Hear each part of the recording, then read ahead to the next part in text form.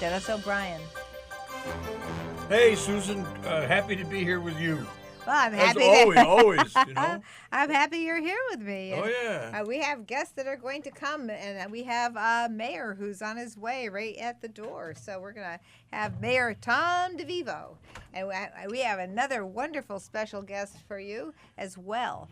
So we're going to talk about a lot of great things that are going on at the Capitol, the wonderful things that our Governor Lamont has been doing, the great things that our Mayor Tom DeVivo, welcome Tom to the show. We're thrilled that you're here, and thank you so much for being here. Mayor DeVivo. Well, thanks for having me, and welcome the rest of the team here. This is a great show. I'm excited about listening to all the things we're going to talk about tonight. All right. A lot of Wyndham things are going on. Yes, they are. And a lot of those great things that you do, that we all do together, that we do when we coordinate our work here with the state and with the governor. And the governor will be joining us shortly. But right now, we're going to talk a little bit about what you've been doing. Well, it's school vacation week. Yeah, so and, the kids are out there. I saw you a little bit ago with the grandchildren. Yes, we've been all ride over. the bicycle. Yes, I've been spending the weekend, the whole week, with riding bikes around with the kids. We had some nieces visiting us for 4 days from Kensington, and so all the grandchildren and nieces are about the same age, and they're playing. Went to the rec center. It was really a great time. I want to thank the rec staff for all the work they've done the past week, helping families navigate these vacation weeks, because it's a challenge. You know, who's gonna watch your kids? They free swim these hot days. We got to go swimming. Yeah. Yeah, it was really hot too this week. It was, yeah. Almost wish So, that my you know, pool was open. Well, I'm glad to know, Tom, that you're getting a lot of exercise. Well, I You are- want to you- live to you- be older than you. You have a tough job, and you have to be in good shape to do the job of mayor. It's not easy being mayor of the town of Wyndham. I tell you, every town. I work in 3 different towns as town attorney, and every town, the people who work for the town hall, the people who are the town officials are working very hard all the time. It's not an easy job, and they work very hard for the people of the town, and I appreciate them. Yeah, the whole town council kind of works hard for the town. It's all the elected officials, Board of Finance and Planning and Zoning, Board of Education. I think the Board of Education has a harder job than the town council does. In some ways, absolutely. Yeah, Because- maybe the mayor has a little more of a forward face for the community, and that's what I see. I tell everyone, they say, "What do you really do?" I said, "Well, what do I really do? I'm the cheerleader, right? I'm You supporting." do whatever doesn't get done. Pretty much, Right? And there's a lot. I'm awful busy. I mean, this week, I've been at Eastern. I don't know if we had a economist that works for the Federal Reserve, and he was meeting with some Eastern students, and we talked about housing and affordability and interest rates. Wow, I wish And- I'd made it to that, but I've been so busy in appropriations. Tell us about Yeah, that, Tom. that- That's wonderful information. He did a really good job. He's a young guy. He's a PhD in economics. Yeah. He says it's like the best job he's ever had. There was no political discussion. We didn't talk politics. It was all about how does the Fed work. Oh, good. And I the love two that. things that they want to help make the economy move forward, and they want to have it be affordable at the same Right. time. In many ways, control interest rates, and yet make sure money is available for lending, because businesses need capital to Right, grow, and right. if they can, so it is a challenge. But he says sometimes I just sit down in my cubicle and we just look at trends across the country, and he's like, what is gas as an average for all 50 states, and take that average and put it together, and gas energy prices are really high. Yeah, they are. But when it was my chance to speak, I spoke about how do families afford, even though Connecticut has an aggressive minimum wage. Mm-hmm. Housing costs have risen. When I bought my first house, interest rates were 18%. Mm-hmm. At the time I closed, they were 19. There were houses everywhere to buy. Yes. Now they're 8%, and people think it's too high.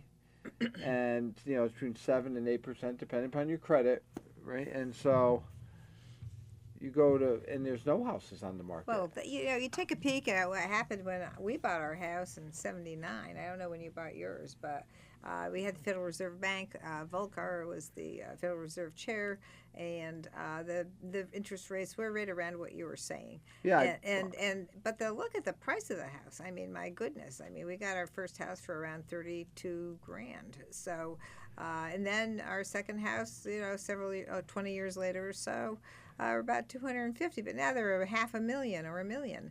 And the price of the house, even if the interest rates are low, you still have a problem because the values of the houses have skyrocketed, which are also the problems that we could get into in terms of how the property taxes have changed. Well, but I wanted to just ask you this about the Federal Reserve Bank of Boston, because that is one of my favorite topics, is to talk a little bit about how the private sector banks run things, and how we have a lot of changes since the 90s in the private sector banking, and how I've been working really hard to try and create a Connecticut state bank, just like the State Bank of North Dakota.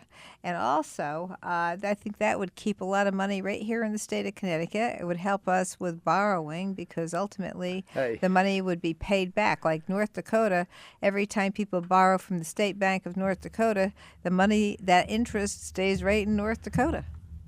And I'll tell you, you're right. We need that. Now, this gentleman was out of Washington, and I don't really know. I remember we started product stewardship for mattresses. Now, that is a program I remember that. Yeah, I voted that for it. is phenomenal. You pay $30 or $28. It might be $30 now, because it has gone up, and that covers the cost of disposal of the mattress when you get rid of it, when you dispose of it. Well, all the money is banked in Canada. I was so opposed. I said, you need to. The one big thing in the law, and the folks at the state, they kind of didn't understand the value of that. They said, well, there's this Product Stewardship Council, and they're really good, and they're professional. They come out of British Columbia. They have experience, so they have wide experience on how to do it. But man, wouldn't it be better if the money was kept here, and then it could be lent to people buying houses? But affordability is a challenge, because we had Melanie just called back. Okay, we're gonna call you back on the landline, okay? And but affordability, like I talked to someone, they were looking at a house last weekend. It was $475,000. It sold for higher than that, and time they got around to thinking about it, they were unable to buy it. So Connecticut banking is important. This gentleman, he was talking to students about economics and the importance of actually being a economic professor, because it sounds boring, doesn't it? Kind of going. No, I think the problem is people try to make it boring, but I think that it's really quite exciting when you stop and think about how everything works. But that's just one of my favorite topics, is public banking, because it's one of the things that we actually did under former Governor Malloy, as he helped create the Green Bank, which is a public bank. It's an bank authority, but they started off with a small amount of money, and it's worth several $billions now, and it's helping us invest in sustainable issues, which is one of the things. It's our money earning money. The Green Bank is phenomenal, actually. Well, it is. Since I was in the recycling industry, I'm no longer in it now. I'm just the mayor, Well, but you did a great job as a recycler. I was a recycler as well. So it seems like we have the important person calling in. This isn't like Santa, right? All right. He should be there. Okay. Okay. Yeah. Hey, Governor, how are you? Governor Lamont, good to hear from you. Hey, Sue. How are you? Great. Wonderful. We're really thrilled that you could join us on our show. Let's talk about it. And I have Mayor DeVivo here. Hello, Governor. Welcome to Let's Talk About It. This is obviously we have Mayor DeVito. Nice to talk to you. Great. Yeah. And I also have Dennis O'Brien, my co-host. Yeah, the Governor. Good. Great to talk to you again. Yeah, and of course our wonderful producer, Matt Rupar. Yay. So we're thrilled you're here, and I hear you've been traveling around. So tell us a little bit about your travels. I was in your neck of the woods all day today, and we started out at the Pomfret Library because we had a played a small role in helping them expand the library to a much bigger meeting room. And the biggest thing we did was went to Dave Kimball, where, they've had sort of a choppy waters for the last 10 years. We've got a strong partnership with UConn Health. Going to get some resources in there to make that hospital there for good. It's that important to the community.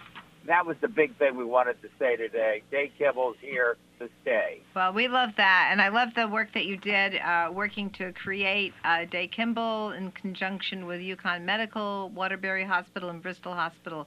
That is going to be a game changer in the long run, I believe, because that is something that is going to be fabulous for healthcare access, and it will really help us look at how we negotiate the network contracts between the hospitals and the insurance industry. So I think it's going to be a great thing, and we did talk about that when we went up to UConn to have a chat with the president there at that point in time. And I just want to say you've done a lot of wonderful things, Governor, and I did want to have us talk a little bit about one of the things that I'm very pleased about, having to do with early childhood ombudsman, and former State Representative Michelle Cook is now the ombudsman for early childhood, and it's the only one in the country. So thank you so much for that, Governor. I love it. We created the Early Childhood Endowment.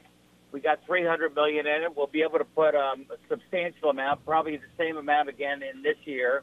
We're going to get to a universal early childhood for everybody earning up to $125,000, no cost.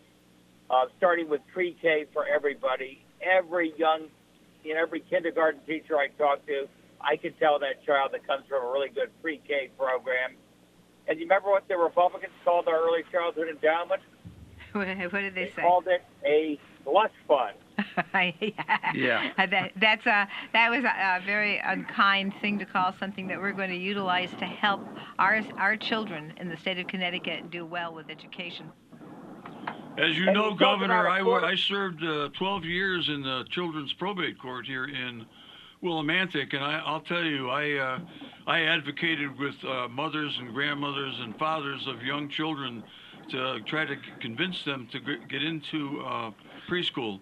And I know that kids that get into preschool are ready for school when they go to kindergarten, and if they don't, they end up being behind. So I like the idea of universal preschool. That I think Governor Malloy talked about it. You've been working on it. The fact that it's coming to fruition is wonderful. Yeah, we can't say enough. We're getting it done. Yes, you are. We added 7,000 slots. We're paying the caregivers more, Dennis. So we're making progress there. And by the way, you want to talk about affordability? You're a young family. You just had your second baby.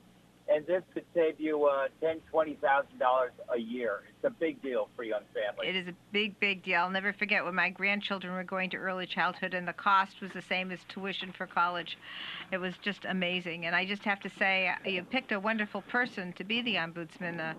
Former State Representative Michelle Cook is an excellent hard worker and is really focused on early childhood education for our young people, and always has been since she was at the Capitol. You know, Governor, because Susan's been in the legislature for a while, I've gotten to know a lot of the legislators. I go to a lot of functions, and sometimes I run into you.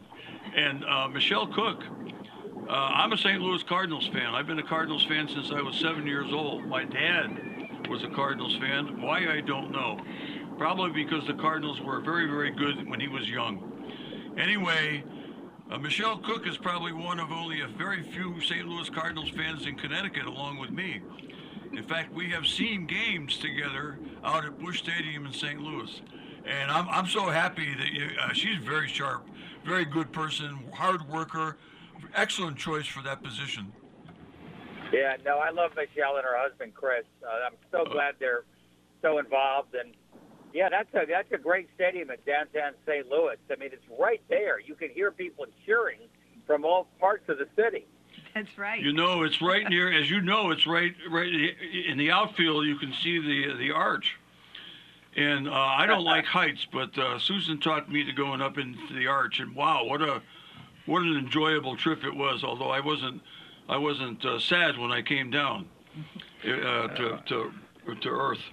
One of the things that I want to also focus on is thank you for your interest in making sure that we take a peek at how we're funding our education system. And I know that we're still in the process of negotiations, and you are looking at that with the legislature. Tell us a little bit about your vision.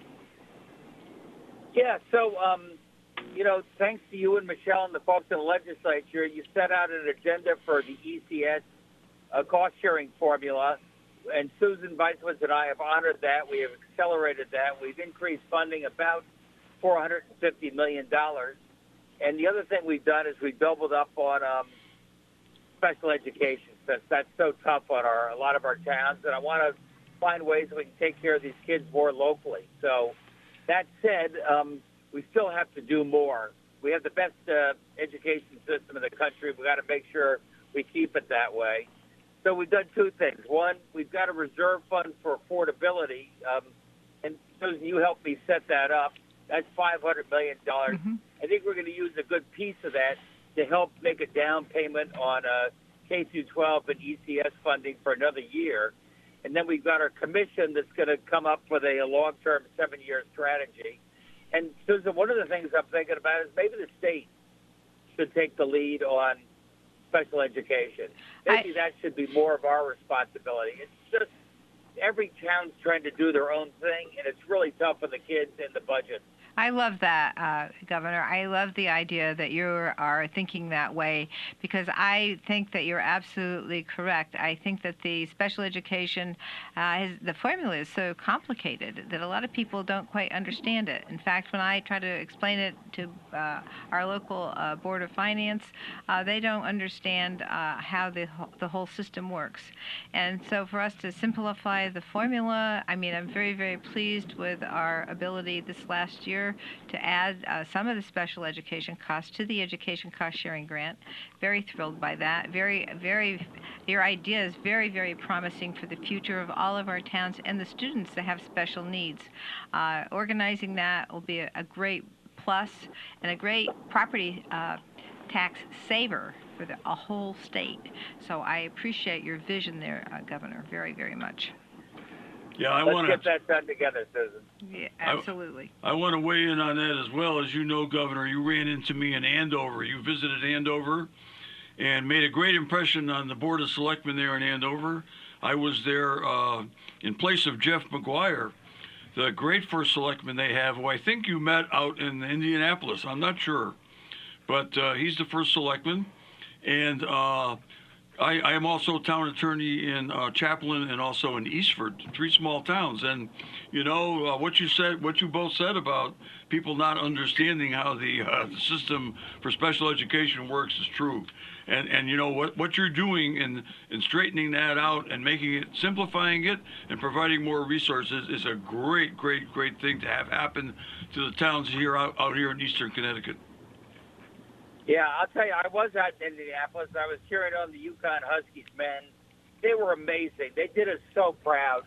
And we were outgunned 75,000 to 5,000 in terms of that football stadium where everything was taking place. There were a lot of guys there from, certainly the Eleni from Chicago. They just came over in droves for the semifinal match. And then Michigan. But despite that, we all cheered ourselves for a great team and an amazing effort. Well, they played a great game in the finals. I don't think I know basketball. I played a lot of basketball in high school when I was younger and beyond that. And I tell you, I don't think I've ever seen a college game where both teams played such incredible defense. Very strong defenses on both sides. UConn left it all out on the court. They did their very best.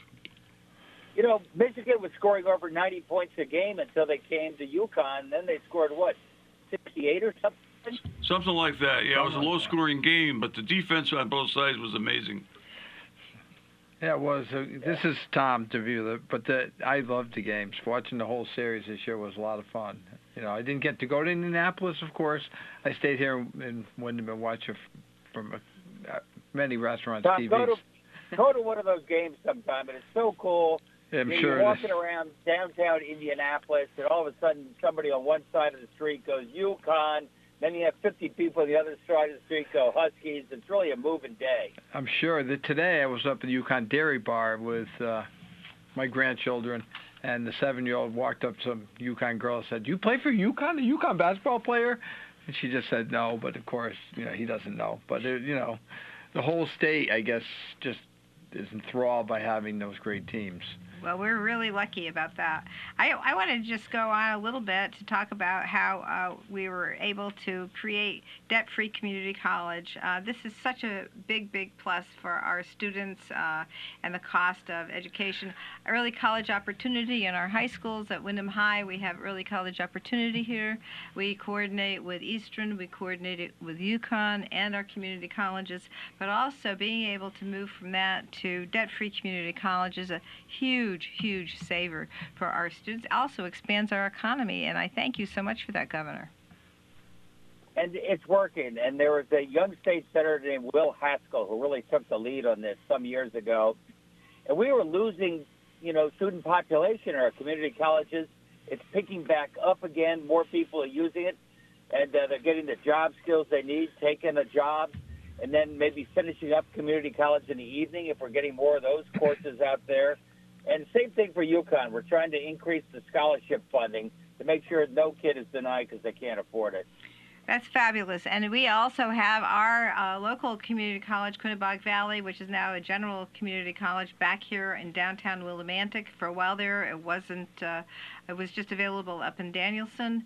Now it's here, and the student population again increased. So it made a huge difference by bringing everybody back here, and we were able to really include more students from Windham High right here at the community college, and have people be able to make that transition too, because we're really a great educational center, and we have students that are able to go from doing early college opportunity. In fact, I had one student tell me he actually got his whole associate's degree at Windham High, and then go from there. If they didn't do that, they can finish up the associate's degree at the community college and then move on to Eastern or UConn. It's a great opportunity here, and it really makes a huge difference having the community college back here in town. It does. Yeah, let's keep going on that. And you and I got the dual enrollment going, so more and more of these kids in high school can take college-level courses. Yes. That means if they go into college, they can graduate in less time and less cost. Absolutely. It's a wonderful thing. And I have to also move on and say a little bit more about the wonderful work you did. I have been receiving a lot of feedback about making sure that access to health care through the Affordable Care Act subsidies that we were able to put together here in Connecticut. And when you look at the data throughout the country, a lot of states lost the people having insurance, but here in Connecticut we were able to actually increase that. So thank you, Governor, for that. That's going to help our providers. Well, we set aside some money, just in case the Trump cuts hit us, so subsidies would have hit us hard. And Susan, there's some good news. I mean, as you point out, in almost every other state that said, sorry, tough luck, that you just won't be able to afford insurance, and millions dropped off. We have more people on the exchange today than we've ever had before, in part because we're able to maintain those subsidies a little bit longer. Makes a difference. Makes a huge difference. I mean, where I go, when I meet with people, I have met so many people that really love the idea of what we've done here, and that the only opportunity that they've had to get health insurance has been through these subsidies that we've offered. And the other thing is working to make sure that our SNAP benefits are going to be we have proposed legislation to make sure the people needing food assistance will be able to get food assistance even despite the cuts. And so we're working on that legislation, and I'm really pleased to see that, because not just the cut in the SNAP benefits that has occurred on the federal level, but also before the bill that passed in July 1st, 2025 occurred, DOGE went in and took all the surplus agricultural food that was feeding the food banks. So we lost a huge amount, 400 pounds a day here in Windham. So looking at that subsidy for our SNAP benefits and making sure we can provide more access to food in Connecticut is great. We're trying our best. Every week we get more incoming from Washington, D.C., but we're we're pushing back and doing our best to take care of our folks in these complicated times. Hey, thank you for having me on the show. I'm sorry I didn't get to see you today, but we had a beautiful day in your neck of the woods. Well, we're really thrilled, and we just have to say thank you so much for that citation you gave to the Wyndham Tech boys for their basketball championship. I'm going to give you the write-up from the Chronicle because your remarks to the team were really, really treated as great value, and so I thank you for being a supporter of the Wyndham Tech basketball team. And the citation was read by our own Mayor DeVivo. He did a great job, and I'll tell you what, Governor, they printed that citation that you gave the team in the Chronicle verbatim. Every word was in there. The kids were thrilled to get that citation. Wonderful. Thank you so much. Yeah, it was. Well, I hope you read it with vim and vigor, Mayor. I love it. I did. Thank you, guys. Actually, I Great turned to see around and looked at the boys, not the audience. So. Yes, he did That's the way to do he it. did a great job. Yes. Thank you so much, Governor Lamont. We really you. appreciate you, and hope to have you back on the show. Take care. Have a great weekend, everybody. Yeah, Take care. Thank you so much, Governor. All right. So long. Yeah. This is Susan Johnson. I'm here with my co-host Dennis O'Brien and our mayor Tom DeVivo. We will be right back after these messages. Welcome back, everyone. This is Susan Johnson. I'm here with my co-host Dennis O'Brien and our very special guest, Mayor Tom DeVivo. So glad to have you here with us. No, thank you, Susan and Dennis. But I do want to say, I'm not special after having Governor Ned Lamont. Because he is. Oh, yeah. He's That guy, You're he always knows. special. But he knows all about the state. I couldn't imagine having his job. It's such a big job, and he does it so well. And he's really out there getting, helping the residents of the town. We talked earlier just about the QVC and the community state colleges, because how many high school kids do the three of us bump into and say, so what are you doing? What are you going to do this summer when you graduate? I don't know. Sign up and go to QVC. Right. That's right. You're not going to go in. They'll Thank take you. you. You get accepted. They're going to give you a leg up. You can just sign up, and you can learn so much there. But, I push that all the time because it's easy. A few years ago, my cousin, Michael Miotti, who was a former state senator, was here on the show. And at the time, he was like the deputy commissioner of education. From New Britain. Well, he was born there. For he was- higher education. Higher education. That's right. For higher education. Yeah. And one of the things that I remember saying is, I said, the cost of higher education is really, really increased. And you know what? When you all in the legislature and the governors, and I know Governor Malloy was for this too. I don't know if it happened when originally when Governor Malloy was in there, but when we got those Democratic governors in there, things started to move in the right direction. Governor Malloy and then Governor Lamont. And for a long time, we didn't have a Democratic governor. And one of the things that I thought was amazing was when you told me that they were going to have free college at community colleges for kids that qualified. They were under a certain level of income, and the ceiling is pretty high. So a lot of kids are eligible for that. And that was after the ECHO program came in with the kids getting college credit at Wyndham High School. That was amazing because Wyndham High got into that early on. Well, also, if you're 18 and you're not living at home, it's their income. So if they, if they're not, if You're right. they're moved out of the house and it's their income, they're not their parents' income, which mom and dad Once they're independent, might right? be right. Once they're independent, it's their income, and Yeah. but it's really that's the place. I used to, I do push certain if they seem interested into maybe looking at the military, the services, because that really helped you, Dennis. Helped me a lot. Made you an attorney. I didn't want to go, but it really helped me to grow up. to be Correct, honest with you. but there's some kids that are just kind of like they're not Yeah, really gonna. that's right. Not gonna be successful in that. So, There's but a lot of going young males who drift for a while. and females, all of Well- we're all human. Male, men, and women are human, Thank and you. we I agree. we yes. they drift. They drift Sometimes between they do. 17 and 20, and the community colleges are there.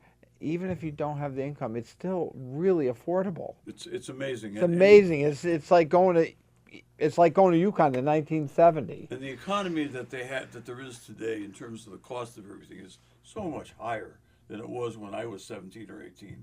It I is. mean, I went to UConn for $75 a semester. I filled my truck up today for $67. Yeah, Wow. yeah, right. There you right. go. It's getting Well, higher all the that's time. that's a semester's payment back in 1966 when I started at UConn. Hey, we needed gas. Wasn't much I could do, right? Well, yeah. I had the light was on. Yeah. When I started in legal aid in 1972, and for a long time after that, I don't remember representing anybody who was homeless. I don't. We never had homeless people back then until the 80s, maybe. Well, it was after Ronald Reagan took over. And then things. Are you talking about Willimantic or the time? You're right. No, I'm talking- Actually, when you look at the national thing, but Yeah. Willimantic, we didn't have homeless people, but we did have Bob Rick here in Hotel Hooker, and if you had no place to live, you could sleep in the hallway. Right. He had mattresses in the basement you could drag up. If Yeah, he that was might full, have avoided homelessness for did some that people. avoid it? And if Oh, you know, I'm sure it did. and if it was $10 a week, that's what you had. He was letting you stay. To be You honest, know, as much as people hated it because but it did keep everybody undercover. There was no that's good to know, tents. Tom, because back in the 70s, when I was a legal aid lawyer, I was focused on housing and income maintenance for programs for the low-income people. And I must say, I never had any problem at all with the hotel. So they must have been running an operation that was Yeah. helping a lot. They were. Well, let me just say something about that because back then we also had something called we had the town assistance. Yep. And General people would be assistance. able to go for a voucher. Yeah. And I'm sure that this person, in fact, I know for a fact that the person that ran the Hotel Hooker got lots and lots of vouchers to the point when I was on the True. council, they were Okay. actually getting about $14,000 a month on town vouchers for people that were there for town assistance. Yeah, Helen And Shershak the- was running that. Well, program. but you still had to. And then Somebody that- paid. Somebody funded it. Well, you know. I'm just saying. The state funded it. The state, and then we would go back And to then the they- state. they- Let me they just killed it. Then we would go back to the state, and what happened? You had the litigation Yeah. that actually was the final the cementing of the end of it, where the Ganem was Warren versus annoyed Ganem. that he was not getting the money back from Roland for Bridgeport for people for the town assistance. And so, tell us, Dennis. Well, Mayor Ganem decided to cut some people off of town assistance, and we sued him. We went all the way to the state Supreme Court, and we tried to establish a constitutional right to public assistance, which never has existed and still does not. We came within one vote on the state Supreme Court of getting that public assistance put in Connecticut under the Connecticut Constitution as a right, not just a giveaway program, but a right. We lost by one vote. If we had established that, it would have been the first time anywhere in the whole country, maybe the whole world, where there was a constitutional right to public assistance. But we lost by one vote out of 7, justices in the Supreme Court.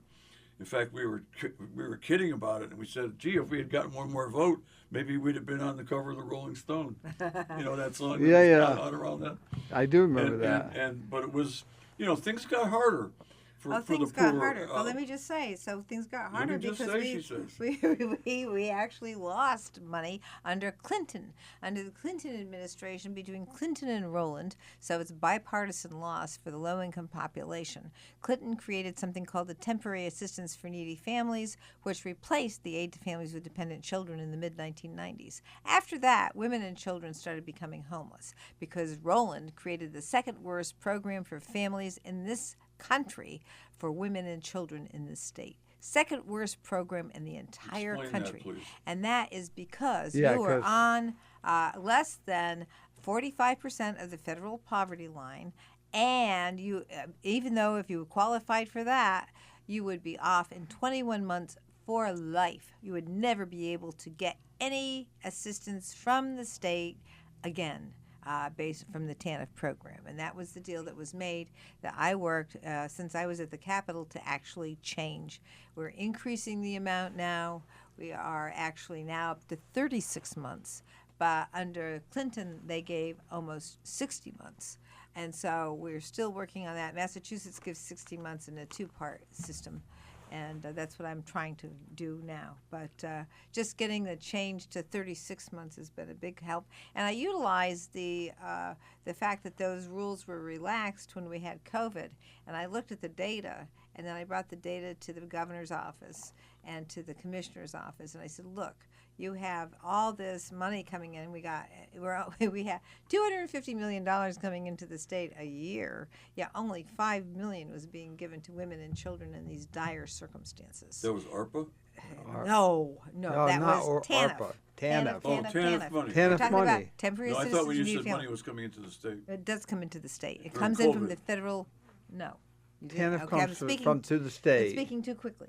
So, okay. You're trying TANF. not to keep me from interrupting. TANF is a temporary assistance for needy families. That is a She block can't do that. grant. A block grant. And so, but before, when aid to families with dependent children was in vogue, it was called an entitlement program. So all the person would do is go and apply for it, and then the state would have the money and get reimbursed from the federal government that way. Once they turned it into a block grant, that way the state could use it for whatever it wanted. So instead of giving it to the women and children, it paid for administrative costs. It paid for all kinds of things. In fact, just in the last month, there was an article in the Wall Street Journal about how the temporary assistance for needy families has been a slush fund for the states all throughout the country, and they don't pay for the women and children and the families like it used to. It's actually being utilized by states all over the country to pay for other things. Now, it may go in our state for housing, and it may go for department. A lot of the strange things that have happened with TANF is that instead of giving the women and children the money when they need it, they let them become homeless, and then they put them in the Department of Children and Families. So now we have them at DCF being supervised until they can find a way into a job and stability. But for them to actually create homelessness and then say, oh, you're homeless, you got to go to the Department of Children and Families because you're homeless, and spend all that money that way, it doesn't make any sense when they are not being abusive. They're just poor. Well, block grant programs are not Bad. good. No. Because I remember when they started the community development block grant programs back in the late 60s and early 70s when we were in legal aid, and we learned that there were towns all over the country that were taking the block grant money, which no strings attached. They didn't have to give it, nobody had a right to it. They were spending it on refurbishing golf courses and swimming pools. Yes. Instead of making sure that needy people got the benefit of it. But that has changed, because now it changed after a while. But then we used to use it in Wyndham. That was never done in Wyndham, and Right. people still think that you can use it to take private buildings and fix up the storefronts, put new glass in the windows. There are grants and loans available for that, but the community development block grants, since I've become mayor, every dime of that has gone to public housing. Housing, yeah. I met Kim. Yes. Had it, and I spoke about it once. I understood it. Because it was what we were doing with it didn't work. That's a good in the point, past. Tom. We would lend it to elderly people to fix up a roof in their house, and that's a great opportunity if they can't afford to fix a roof in their house. Right. But then they get a second mortgage, and and the town is like third on the lien, and they pass Yeah. away, and we get nothing. This way, we're getting quality housing. I mean, look at the work they're doing in our neighborhood near Hope Street, right? Yeah, Terry Court. Terry Court. Yeah. But that's not Hope Street down there. Yeah, but that's Terry, Hope Street. That's That's called Poets Terry Court. Court. That whole Terry area. Court, the whole area is Terry Court. Poets Yeah, Court. yeah. Poets Poets Court, yeah. But in the back, they tore down 4 houses that just, they were built cheaply, and right after World War II, they weren't, they're not prizes, and then They fixed them up really nice. they had a lot of people living in them from the end of World War II until the Exactly. 2000s. Things were worn out. They just demoed them. They're building 4 brand new duplexes, and no one's building duplexes like that in any No, they're project nice. anywhere. And we're funding. And Wyndham residents have worked together, and we've taken some heat from the downtown businesses because they want the money for storefronts. Everybody wants the But money. I don't even know if you can get it anymore for that because that's I don't not. think so. But it really should go to help public housing. Be public housing that people want to live in. It's basically a housing program. It For is. that reason, actually Wyndham handled it pretty well at the beginning. I was a member of this. That's how I got started in politics. I got appointed to this advisory board that was advisory to the Community Development Agency, and that was after Betty Lou Williams left. There was a guy named Jack Conlon who was in charge of the agency, and you know, they were using the money fairly wisely. And one of the things they used the money on, you could use it on a fire department, because fire departments protect housing. And so I think half of the police fire complex that we have, and still today, you know, on Meadow Street, was paid for, or a good percentage of it was paid for by community development money. That was a great investment for the town. Sure 'Cause was. we all know how important the fire departments Well, it's and the funny, police department. not to mention how old this gentleman is, but but this year we're You beat him. in Okay, the cap in the I'm not capital ashamed. in the capital budget though this year. You know, if you're thinking about the budget coming up in I the know. capital budget, we're replacing the HVAC heating and air conditioning system, the ductwork they put in back then, which was state of the art. Back Was then. fiberglass. In the It was not made out of like today. I didn't even know they ever did that. But it was common in the 70s. I Yeah. understand, because it was cheaper than metal. Sure. So now we're going to replace all that, put in newer units. We're going to be replacing the generator we have an emergency operations center. The generator is 50 years old, and I want to congratulate the team at the Willimantic Fire Department and the police side. They told me that there's a book. That thing has been serviced quarterly for 51 years. It's not broken today, but it's 51 years old. You That's have old. a giant emergency, and we need that. We've lost, the grid has gone down, and it has to run for a month or 2 or 3 weeks. You know, your emergency, your 911 system has to run. The police department, we need to upgrade that. So that's in the capital budget. As a member of the taxing district board of directors, when I heard that news, I was thrilled. I was absolutely thrilled to know that the town council had voted to put that kind of funding into the police fire complex, which the town owns. Yeah. And I'm delighted. Well- I think the fire department, the chiefs, and I haven't seen the chief of police lately, but anyway, the not in the past week or so, but the fire chief and his deputy chief are delighted. They're delighted with that move by the town council, and you deserve to be, praised to the high heavens for that. That's a Well, great thank you. We move. didn't. We did skip a few I hope things. the board of finance Well- keeps it in there. They will. I'm sure that they will, because it's recognized as needed to be done, and we didn't put everything asked. I mean, there's No, the that's a lot, windows. though. Well, there's windows. You walk by the building, the windows are covered with plastic and they're broken, and regardless. So we have put that money, but we're not repointing the steps. There's going to be some stuff, We're but doing we the can right do that thing. next year. You start You're doing the highest Yeah. priority thing. the highest priority stuff, because if you got to upgrade HVAC system, your employees, and they are employees from healthy.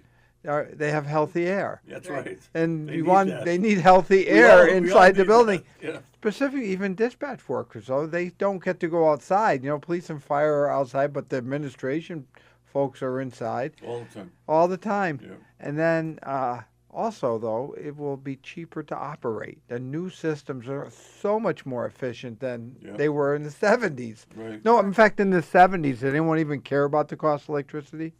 No, Not much. not much. Not like today. Not like today, street lights were cheap, and compared to today, I guess the money was cheaper because wages were low. But Anyway, I'm delighted. I was really pleasantly surprised to hear that. yeah, That's so fantastic. Good job. yeah, we have, and on top of that, we did that. We also support a few other items in town. We're one of the dump trucks needs to be replaced because they're made out of steel, and we put salt in them during the winter, right? So, it's a '97, and Yeah. so there's a couple of things like that you have to stay on top of for your public works after a bad winter like this. Well, I'm glad you brought But this the up budget because we had a great meeting on Tuesday, Good. Dennis. Glad A to great hear meeting. it. Our first Wonderful. half of these working meetings really. you were at the The library. Library, yeah. At first I was really worried about it, but we weren't on the same Paige, we're a different phase of our life, but Jean Dismay was the first selectman. She used to want the Board of Selectmen meetings to be more open to the community, where community members could talk throughout it. That didn't really work well, but at a working Not in meeting, a town this size. but at a working meeting, we're letting people speak up, Well, that's great. I do. It's more of a task for me to Can be manage hard, it. yeah. It's because if you have a council member who wants to speak and you've been there now for 90 minutes, and yet you've got a public person that's hogging the time, so you kind of call them, all right, which I thank you, but now it's time. But everyone's been polite. I'm learning because it's easy. It's harder to run it, but it's much more of a learning experience for myself. Well, these are tough times, and we need people Well, to speak we need up. people to be to get along. We need people to be Yes. respectful to each other, and I'm glad to hear that that's working well, because that could be bad. That could be hard. All right. Well, we're So the winding people are down. co- Well, the so people are everything coming- I learned about running a meeting from Susan Johnson. Well, that's very kind. But Well, anyway, Susan runs our meetings at home, too. We are. Yeah, I've heard. Speaking of running a meeting, we're winding down to our last minute, and we have our guest Tom DeVivo. Why don't you give us a few last words for the show? Well, next Monday we're having our budget public hearing on the 20th. I want people to come out to it and talk and listen, support our budget, support our community. The budget was put together with hours and hours of work on the town council and the Board of Finance and the Board of Education. These are tough budgets. You need to hear the story, and you need to know that we're not just cutting free fill, but I want you to come out to it and vote on May 12th. Will be referendum day. Referendum for everybody, everything. Everything. All right. Well, you got to come out and vote and go and listen to all about how it works, because one thing that's so important when you vote is understanding all the things you're voting about. So this is Susan Johnson. I'm here with my co-host Dennis O'Brien. Our very special guest this evening is our Governor Lamont and our good mayor Tom DeVivo. So thank you for listening, and tune in next week for another great show. A couple of strong leaders.